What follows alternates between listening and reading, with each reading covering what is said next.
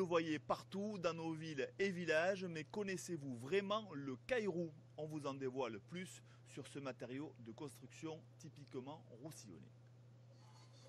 Cette briqueterie existe depuis 1928. Dernière en pays catalan, elle produit encore 1000 tonnes de cailloux par an. Donc voilà l'argile brute. Et donc là, on va quand même l'épurer et on va donc l'émauter et l'épierrer. Première étape, le processus est bien rodé. La terre devient plus fine, moins granuleuse. Elle est ensuite mélangée avec de l'eau, juste un filet. De la terre qu'on a épurée, on obtient presque une pâte. On voit que la consistance commence à devenir intéressante et la pièce malléable, l'argile se tient. Dans l'extrudeuse, le caillou est moulé en suivant des dimensions très précises. Ici, on en fabrique 8 à la minute.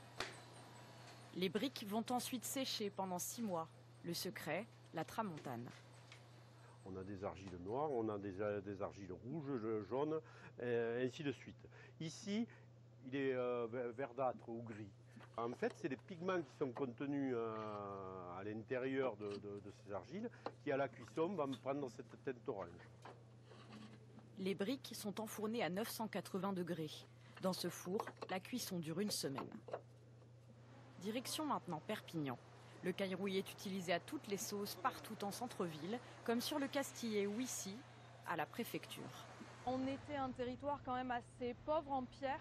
Alors il y a des carrières de marbre, il y a du galets de rivière, mais on n'a pas des carrières comme on peut retrouver dans le Gard. Donc on a dû composer. Et avec un sol argileux, la brique, un peu comme on va le retrouver à Toulouse ou à Albi, la brique s'est imposée comme matériau de construction. Un matériau tout-terrain, utilisé pour les angles des bâtiments ou le pourtour des fenêtres, mais aussi avec du galet. Sur le campus Mailly, il devient même design.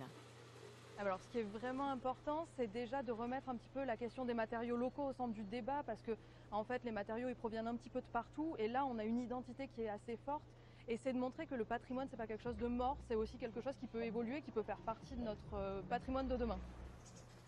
Intemporel, le caillou est classé en 2019 au patrimoine immatériel français.